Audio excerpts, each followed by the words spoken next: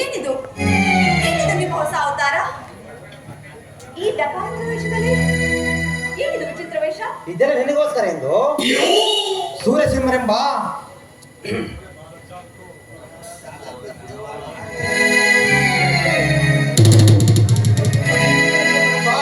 ಮನೆಯಲ್ಲಿ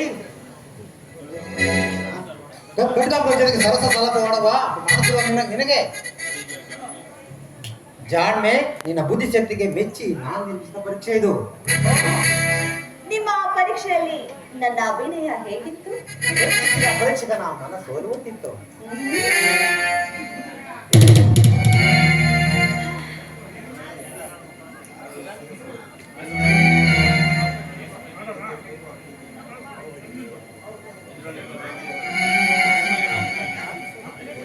okay dear, ತಗೊಳ್ಳಿ ನನ್ನ ಪ್ರೀತಿಯ ಕಾಣಿಕೆ. ಏನೇನು ಚಿನ್ನ? ನಮ್ಮ ಕೊಡು, ಎಷ್ಟಿದೆ ಬಗ್ಸಿತು? ಎಷ್ಟಿದೆ? ಇದೇನು ಬಡ್ಡಿ ಹಣ ನಿಮಗೆ ಪ್ರೀತಿಯಿಂದ ಕೊಡ್ತಾ ಇರೋ ಹಣ? ಈಗ ಇಷ್ಟು ತಗೊಳ್ಳಿ, ಮುಂದೆ ಎಷ್ಟು ಬೇಕಾದ್ರೂ ಕೇಳಿ ನಾನ್ ತಂದು ಕೊಡ್ತೀನಿ. ಎಷ್ಟು?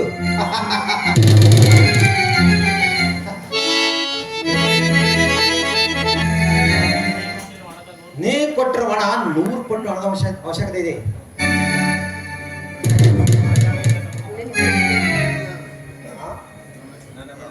ಮೇಲೆ ಅತಿಯಾದ ಪ್ರೀತಿ ನಿನಗಿದ್ದರೆ ಖಜಾನೆಯ ಹಣವನ್ನು ಬಳಿ ತಂದು ನನ್ನ ಖಜಾನೆ ತುಂಬಿಸು. ನನ್ನ ಉಂಟು. ನಿಮ್ಮ ಇಷ್ಟವನ್ನ ಈಡೇರಿಸೋದಕ್ಕೆ ನಾನು ಎಷ್ಟು ಬೇಕಾದಷ್ಟು ಪ್ರಯತ್ನ ಪಡ್ತೀನಿ. ಆದ್ರೆ ನಿಮಗೆ ಇಷ್ಟೊಂದು ಹಣದ ಪ್ರಯೋಗ ಎಂದು ನನ್ನ ನಿನ್ನ ಪ್ರೇಮದ ಕುರುವಾಗಿ ಶಹಜಾನ್ ನಿರ್ಮಿಸಿದೇನಲ್ಲ, ದೊಡ್ಡದಾದ ಮಾಲನ್ನು ಕಟ್ಟಬೇಕೆಂದು ಯೋಜನೆ ಹಾಕಿಕೊಂಡಿರುವೆ. ಅದಕ್ಕೆ ಇಷ್ಟವಿದ್ದರೂ ಸಾರದು. ನೀನು ಕೊಟ್ಟರೆ ಮನಸ್ಸು ಮಾಡಿದರೆ ಸಾಕು. ನಿಮ್ಗೆ ಎಷ್ಟು ಹಣ ಬೇಕೋ ನಾನ್ ತಂದು ಕೊಡ್ತೀನಿ. ನಿಮ್ಮ ಕಾರ್ಯ ಜಯಶಾಲಿ ಆಗ್ಬೇಕು. ಅಷ್ಟೇ ಅಲ್ಲ, ನಮ್ಮಿಬ್ಬರ ಪ್ರೀತಿ ಪ್ರೇಮ ಇಡೀ ಪ್ರಪಂಚದಲ್ಲಿ ಒಂದಾಗ್ಬೇಕು. ನನಗೊಂದು ತುಂಬ ಗೊತ್ತಾಯ್ತು. ನಾನು ಇನ್ ಬರಲ್ಲ. ಏನು ಹೀಗೆ ಬಂದವಳು ಹಾಗೆ ಹೊರಟೆಲ್ಲ? ಸೂರ್ಯನ ಮನೆಯ ಪರಿಸರದ ಬಗ್ಗೆ ಏನು ತಿಳಿಸದೆ ಹಾಗೆ ಹೊರಟೆ? ಏನಂತ ಹೇಳಿ, ಪ್ರಾಣಕ್ಕಿಂತ ಹೆಚ್ಚಾಗಿ ಪ್ರೀತು ಪ್ರಿಯತಮ. ಕೈಗೊಬ್ರು ಕಾಲಿಗೊಬ್ರು ಆಳುಗಳು. ಆ ಕುಬೇರಿನ ಅರಮನೆಯಲ್ಲೇ ನಾಚಿಸುವಂತ ಬಂಗ್ಲೆ. ಹೊರಗಡೆ ಹೋದ್ರೆ ಸಾಕು ಕಾರುಗಳು. ಇನ್ನ ಸಾಕಷ್ಟು ಹಣ ತುಂಬಿರೋ ತ್ರಿಜುರಿ. ಆ ತ್ರಿಜುರಿ ನನ್ನ ಕೈಯಲ್ಲಿ.